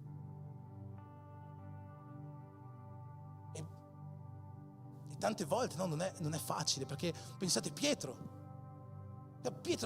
aveva tutte le scuse per dire: Gesù, no, io oggi non metto più piede dentro l'acqua. Chiama un altro, chiama Giovanni, chiama Giacomo, chiama Andrea, chiama Giovanni Battista, chiama chi vuoi, non chiamare me. Sono stanco, sono triste, non ce la faccio più. Aveva tutte le scuse. E quanti qua dicono a Gesù: oggi sono troppo stanco per ascoltare, per obbedire alla tua parola. Oggi sono troppo stanco per compiere la chiamata che tu mi hai dato. Ho lavorato tutto il giorno, turno di 10, 12, 14 ore. Oggi non ce la faccio. Oggi addirittura mi concedo quel peccato perché sono troppo deluso, sono troppo depresso. No, oggi me lo concedo, perché se no posso, no? Ho la scusa, sono triste, stanco, oggi non obbedisco. Quanti già hanno fatto questo pensiero? No, Pietro ci insegna che non c'è stanchezza, che non c'è tristezza, che non c'è delusione, che non c'è depressione. Ma Dio non mi ha dato quella cosa che volevo, oggi io non seguirò i suoi comandamenti. Non c'è delusione che possa impedirti di compiere la volontà di Dio, di obbedire alla sua parola. Quel fratello mi ha fatto arrabbiare, io non lo perdonerò. No, non c'è delusione, non c'è tristezza che possa impedirti di perdonare il fratello, perché Gesù ci ha chiamato a perdonarci gli uni gli altri. Il leader del mio ministero, il leader del mio in casa non mi sta mandando i messaggi tutti i giorni, io non voglio più andare a partecipare. Il pastore non mi chiama da un mese, non voglio più andare, basta, non vado in nessun'altra chiesa, sto a casa. Sono deluso dalla chiesa, da Dio, dagli uomini, da tutti. Sono triste. Non c'è niente che ha impedito a Pietro, nonostante tutte le ragioni che aveva, di fermarsi. Niente. E quante volte noi ci facciamo fermare da qualsiasi cosa, da qualsiasi impedimento che viene messo davanti a noi. Da una malattia, da un motore rotto, da una burocrazia italiana che non mi permette di stare tranquillo qua in Italia. Parlo per voi, non per me, a me mi permette. Quante volte? E noi allora ci fermiamo di rispondere all'opera di Dio, di essere obbedienti a Lui.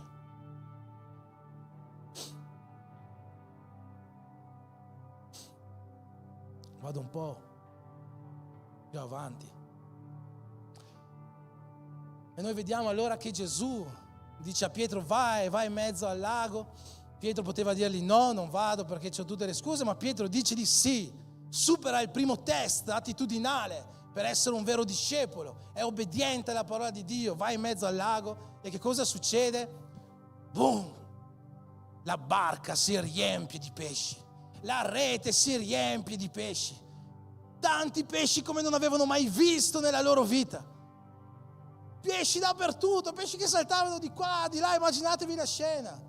Pietro chiama l'altra barca: Giovanni, vieni qua con la barca, qua si riempie tutto, stiamo affondando. Arriva Giovanni, arriva Giacomo con l'altra barca, reti, via, prendono tutti i pesci che possono prendere, portano tutto quanto arriva. È la pesca della vita. No, immaginate, adesso si vede su Instagram, io non vado a pescare, ma lo farei probabilmente. Quando uno va a pescare, prende un pesce, che cosa fa? selfie col pesce. Non avete mai visto qualcuno che si fa il selfie col pesce pescato? Pesce di 1 metro, mezzo metro, 10 centimetri, a volte di 10, poi fanno la foto un po' in obliquo, così sembra più lungo. E quel giorno Pietro ha fatto la pesca della vita, migliaia di pesci, chissà quanti pesci c'erano, e aveva risolto ogni suo problema. E Pietro poteva scendere da quella barca, petto gonfio, l'ho fatta io, pesca della vita, sono stato io, nessun pescatore della Galilea può fare una pesca come quello che ho appena fatto, sono il migliore dei pescatori, world record, l'ho fatto io. Ha detto così Pietro. Vi ricordate cosa ha detto Pietro? Quando ha visto tutta quella montagna di pesci, la barca che si riempiva, arriva con tutti i pesci che ha preso, è sceso dalla barca col petto gonfio a dire: sono io, come dicono i brasiliani, eu sou o cara. Che cosa ha fatto Pietro? Pietro si è inginocchiato davanti a Gesù e gli ha detto: allontanati da me, perché io sono un peccatore. Allontanati da me. Io non lo merito.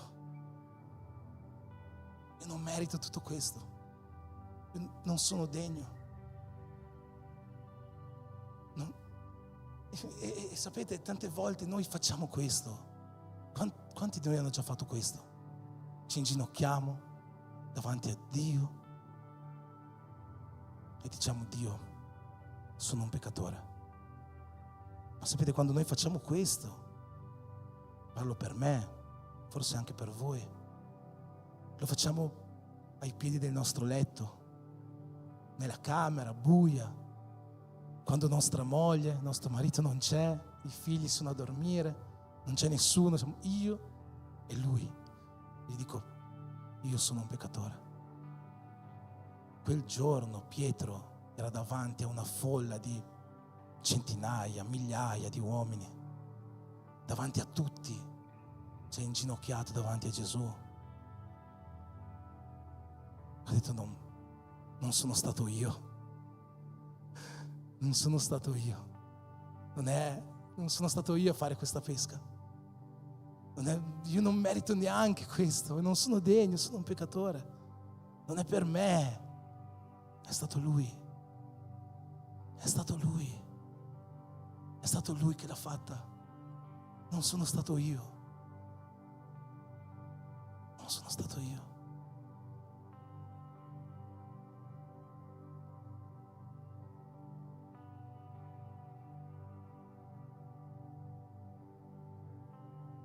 È stato un giorno che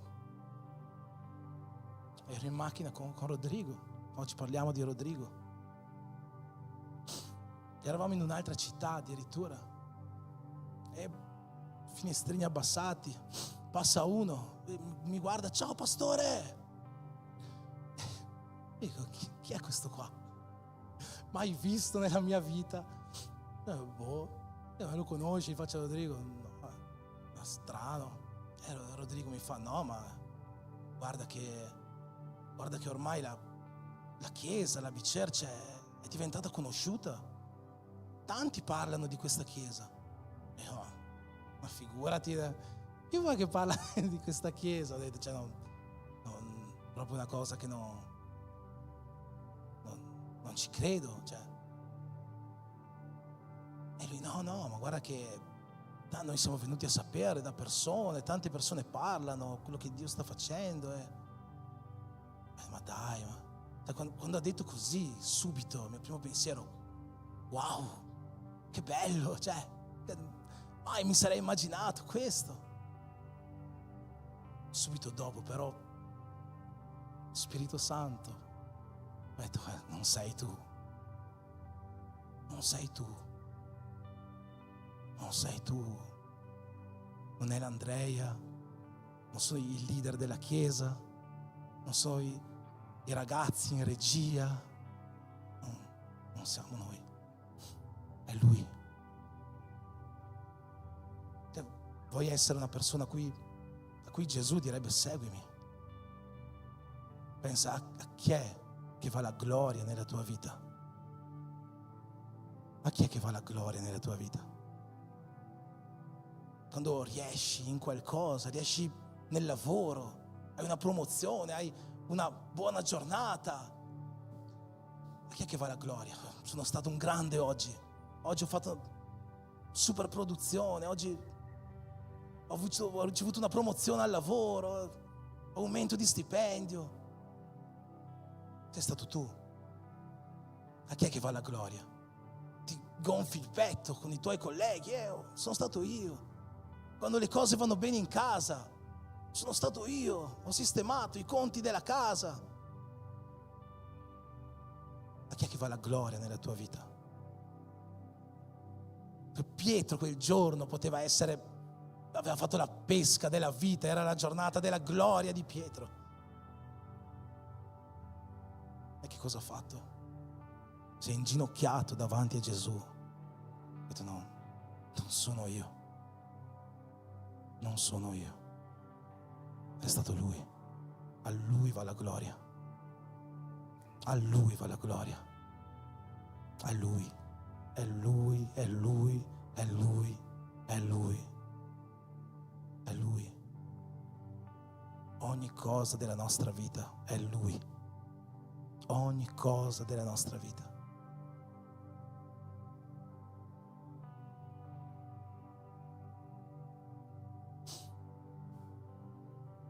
E Pietro allora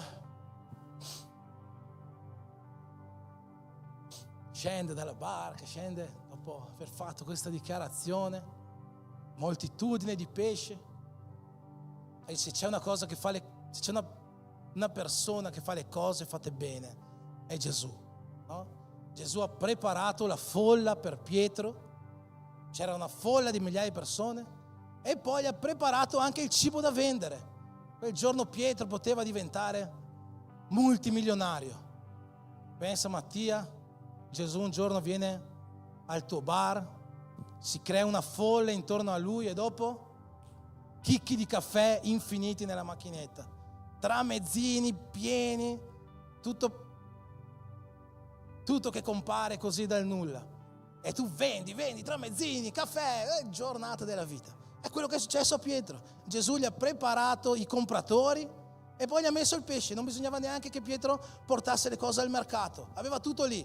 In riva al mare poteva diventare multimiliardario. E arriva uno, io voglio un pesce, arriva, io voglio un altro, arriva, io voglio un altro. E Pietro lì che vende. 100 euro, 200 euro, a lui il salmone, a lui il polipo, a lui l'ula.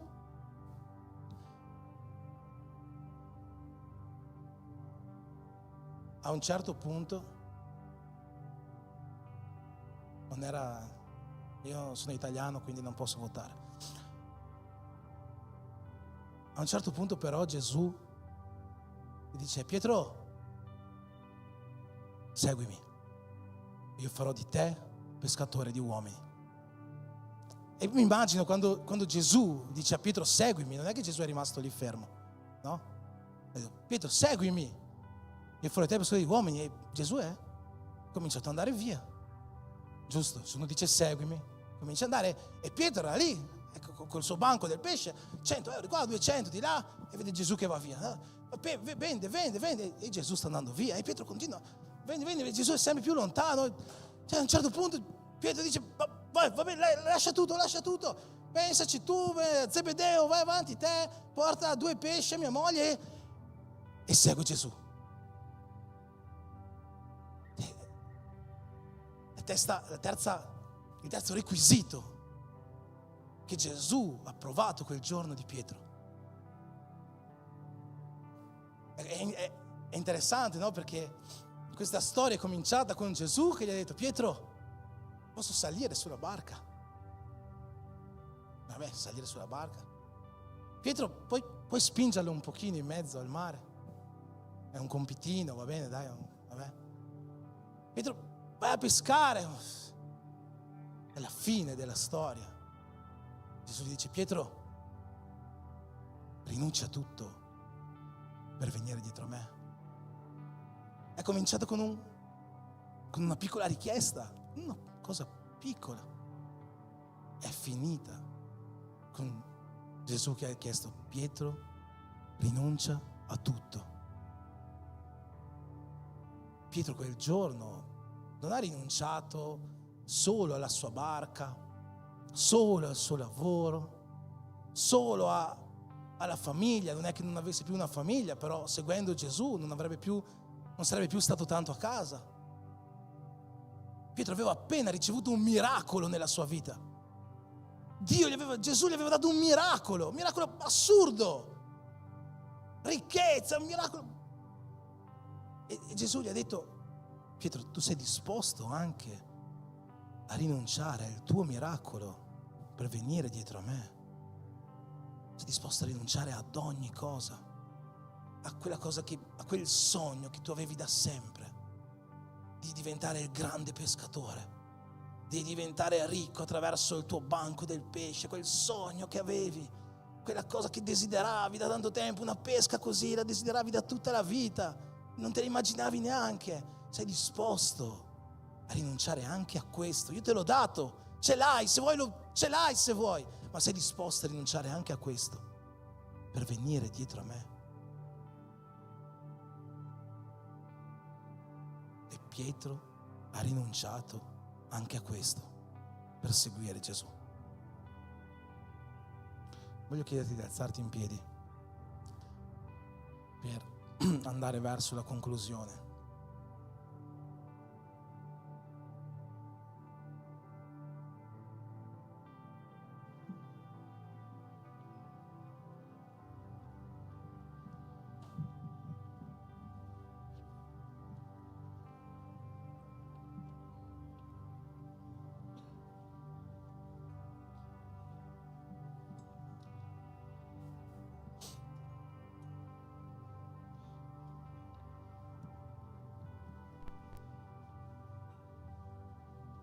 Voglio fare, per finire, un qualcosa che più che un appello è un momento profetico, lo considererei. Oggi qua abbiamo una folla di persone, come quella che c'era quel giorno in riva al lago. Abbiamo una folla che ha ascoltato la parola.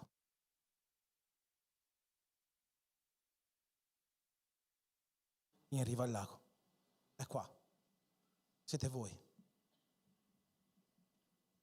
Io voglio chiedere in questo momento se qualcuno accettasse l'invito che Gesù sta facendo.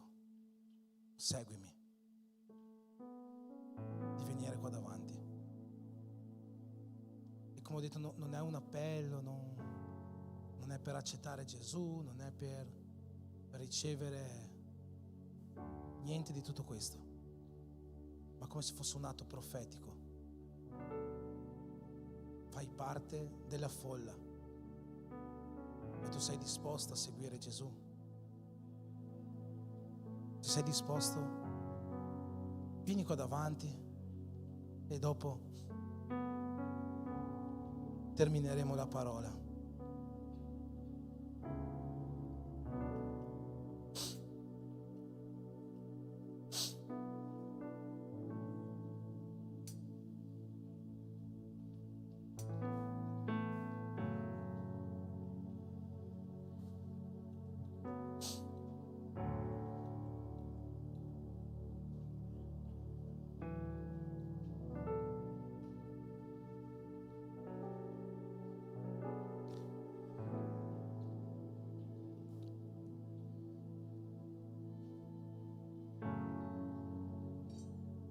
Perché c'è un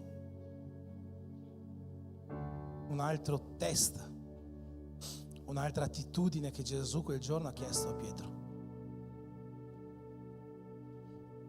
Gesù non gli ha semplicemente detto: Pietro, seguimi. Gli ha detto: Pietro, seguimi, perché io farò di te un pescatore di uomini. Pietro, lascia questi pesci, perché io farò di te pescatore di uomini.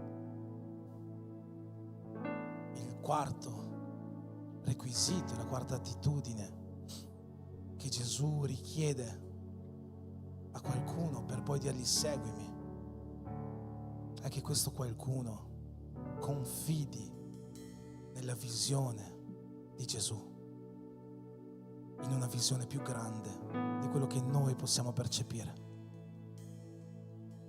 Ha detto: Pietro, tu puoi sfamare persone a volontà con tutti questi pesci, puoi dargli da mangiare infinitamente, ma se vieni dietro a me tu comincerai a sfamare queste persone con parole di vita eterna. È qualcosa di infinitamente più grande di quello che tu puoi fare attraverso quello che hai oggi. Credi in questa visione più grande di quello che tu abbia mai potuto pensare, immaginare, fare con i tuoi mezzi. Pietro, tu oggi potresti essere una persona che sfami famiglie, ma se vieni dietro a me, io farò di te un restauratore di famiglie.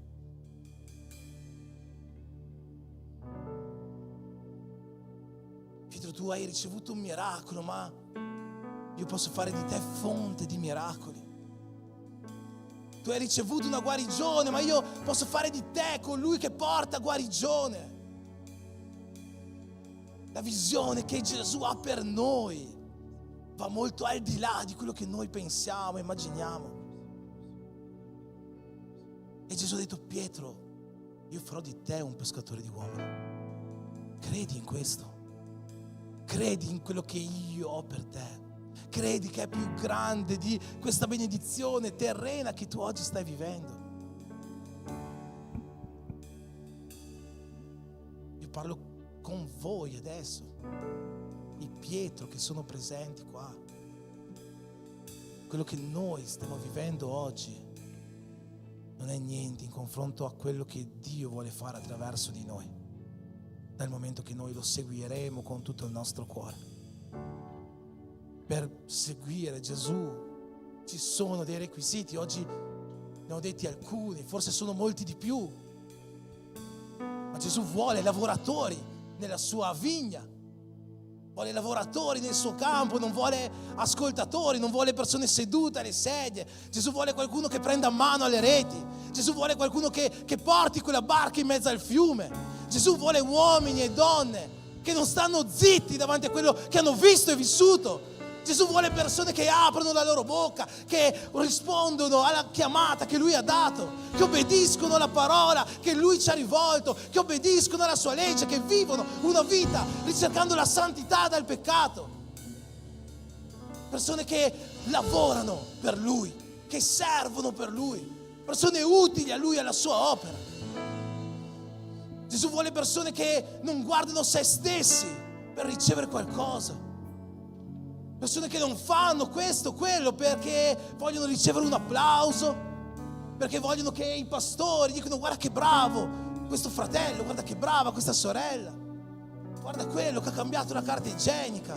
No, Gesù non vuole persone che fanno la sua opera per essere visti. Gesù vuole persone che fanno la sua opera perché sanno che a Lui va la gloria. E che si mettono in ginocchio davanti a Lui ogni volta che ricevono qualsiasi cosa, dicendo: io non merito questo, io non merito questo.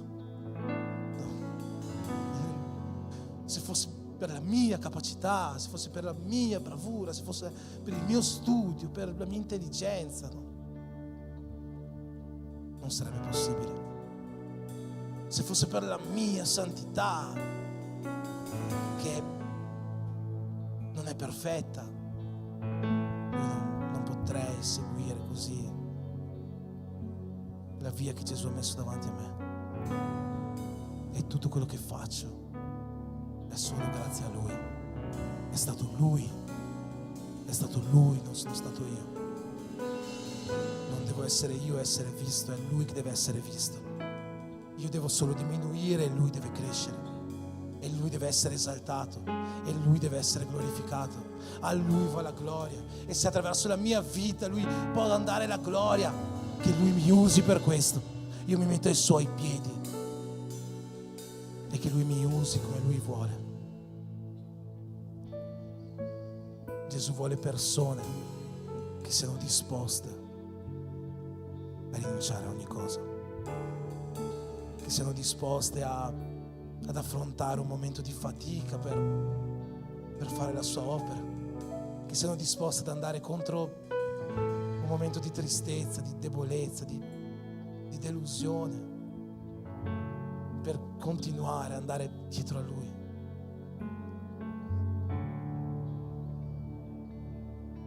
Persone disposte a allontanare un po' la barca da riva, anche quando avremo ogni scusa per non farlo. Persone disposte a spingerci ancora più in là, a ributtare le reti, anche quando avremo scuse per non farlo. Persone disposte anche a rinunciare ad ogni cosa per andare dietro a Lui. Ma soprattutto Gesù vuole persone che hanno fede in quello che Lui vuole fare nella nostra vita, che confidano nel piano di Dio che attraverso di noi può essere realizzato. E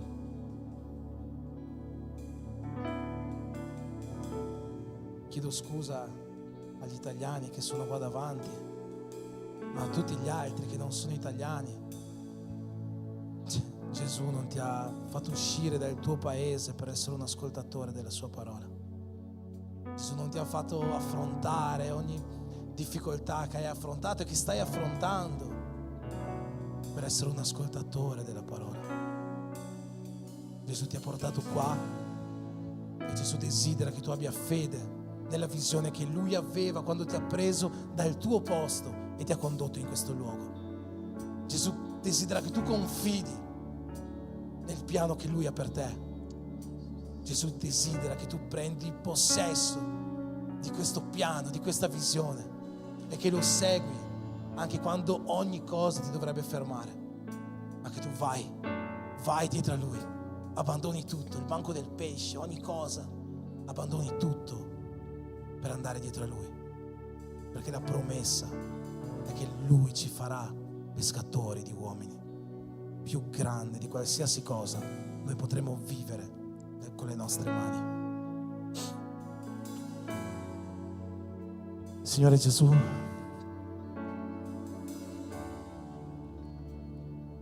fai, Signore, che questa non sia una chiesa di ascoltatori della tua parola, che non sia una folla di persone, ma che in questa chiesa ci siano molti di quei pochi pescatori che tu hai chiamato a seguirti. Ci sono persone che desiderano lavorare, buttare le reti, mettere la mano nel tuo regno. Persone che ti obbediscono e che non solo ascoltano, conoscono, ma persone che veramente vogliono rispondere alla tua chiamata e vivere quella vita che la tua legge ci chiede di vivere.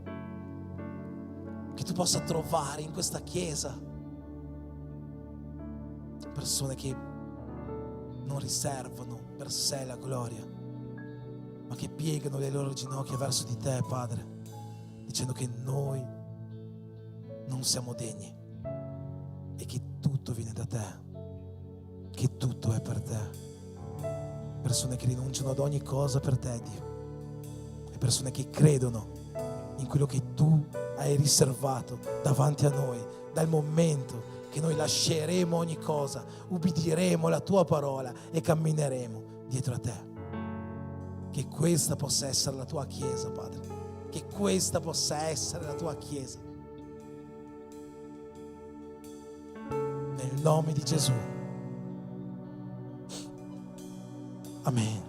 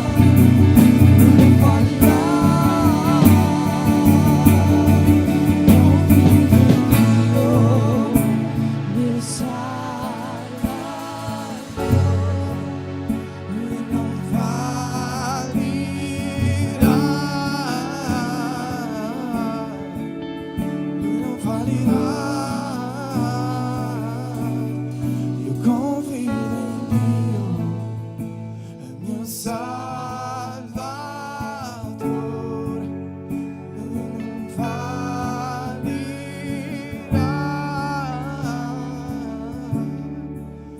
lui non fallirà.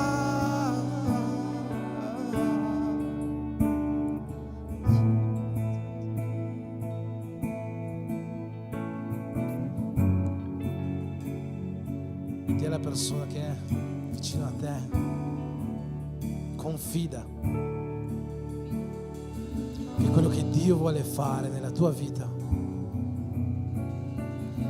va molto al di là di quello che tu pensi, va molto al di là di quello che tu potresti fare. La visione che Dio ha per te è molto più grande. Confida in questo e segui Gesù. Amen. Amen. Possiamo accendere le luci. Siamo già un po' avanti con l'orario. Dopo ci sarà qualcosa da mangiare, quindi non andate via, stiamo ancora un po' insieme, viviamo un po' del nostro essere uni in Cristo. Ma prima di terminare dobbiamo festeggiare i compleanni di questa settimana. C'è qualcuno che ha compiuto gli anni in questi ultimi giorni, da sabato scorso ad oggi? Nessuno? Anniversario di matrimonio? Niente, nessun compleanno? No. Noi abbiamo fatto l'anniversario di matrimonio 2 settimane fa, ma non l'abbiamo festeggiato la settimana scorsa. Bambini, compleanni di bambini, nessuno ha fatto il compleanno? Vabbè, che triste.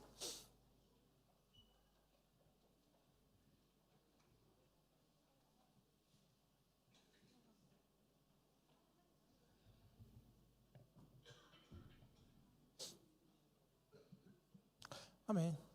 C'è Giacomo? C'è? È di là? Giacomo.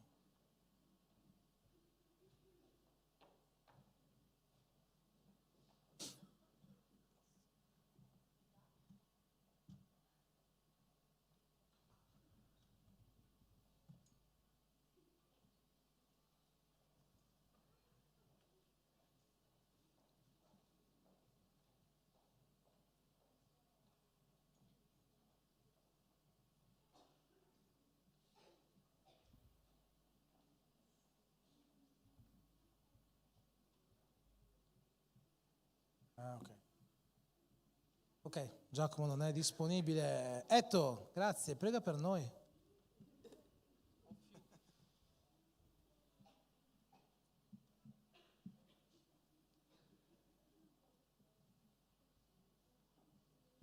Amen, preghiamo. Signor Padre meraviglioso, vogliamo ringraziarti, oh Dio, per la tua presenza, per la tua grazia meravigliosa su di noi questa sera, Padre. In questo momento voglio presentarvi la vita del pastore Enrico e la pastora Andrea, Padre, che stanno completando ancora un anno insieme per la tua grazia e per la tua gloria, Padre. Sono vite benedette dal Signore e che sono vite che portano benedizione per le nostre vite, e che la tua mano, che la tua grazia, che la tua potenza possa essere sulla vita di loro, Padre, che loro continuino a essere forti e vivi nella tua presenza, onorando il tuo nome, Padre, essendo benedizione per il tuo regno, nel nome del tuo figlio amato Gesù Cristo. Ringrazio per la vita di loro, nel nome del tuo figlio amato, Padre. Amen, Signore. Grazie mille.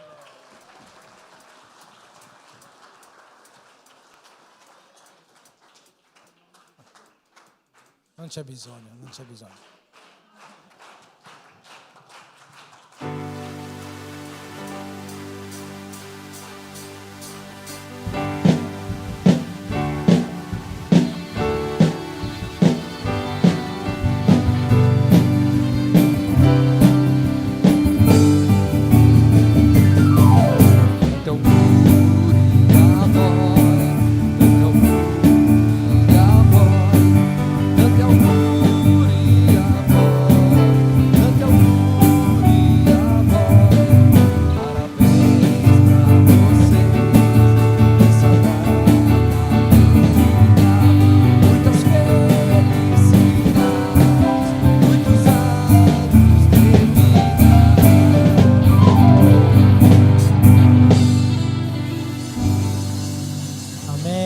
possiamo avere tutti quanti noi una settimana benedetta da Dio, con la sua gioia, con la sua allegria, con la sua pace, che la salute, la cura che viene da Lui possa raggiungere ogni famiglia che oggi non è qua presente, che è a casa malate. Sono tante famiglie, che la protezione che viene da Lui possa essere su tutti quanti noi e su coloro che non sono qua, e che l'amore di Dio Padre, che la grazia di Gesù Cristo e che la comunione dello Spirito Santo sia con tutti quanti noi, e in quanti siamo, noi siamo